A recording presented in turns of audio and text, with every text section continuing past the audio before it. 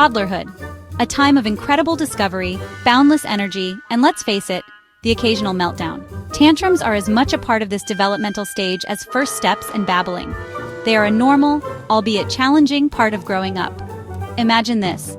You're 2 feet tall, the world is a fascinating, confusing place, and you haven't quite mastered the art of expressing complex emotions like frustration, anger, or disappointment.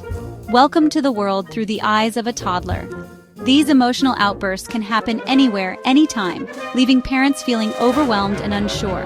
But fear not, dear parents, for understanding the why behind the tantrum is the first step to navigating these choppy emotional waters.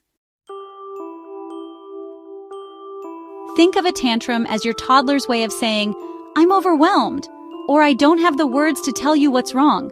Their brains are still developing, and they haven't yet developed the language or emotional regulation skills to articulate their feelings. Frustration is a major tantrum trigger. Imagine wanting a cookie but not being able to reach it, or struggling to build a block tower that keeps toppling over. These seemingly small setbacks can feel like monumental challenges to a toddler. Add to that the fact that toddlers crave independence and control over their environment. When they feel powerless or misunderstood, a tantrum can be their way of trying to regain a sense of control.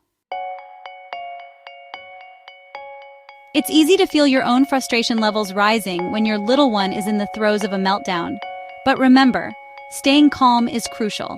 Your toddler takes cues from you, so modeling calm behavior can help de-escalate the situation. Take a deep breath, count to 10, or step away for a moment if needed.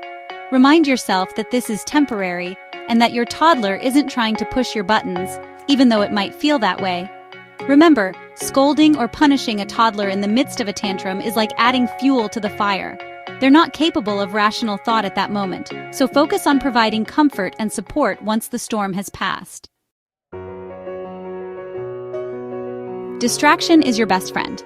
If you see a tantrum brewing, try redirecting your toddler's attention to something else. A favorite toy, a silly song, or even just pointing out a bird flying by can work wonders. Sometimes, offering a simple choice can give your toddler a sense of control. Instead of asking, "Do you want to go inside?" Try, "Do you want to hop like a bunny or skip like a kangaroo to the door?"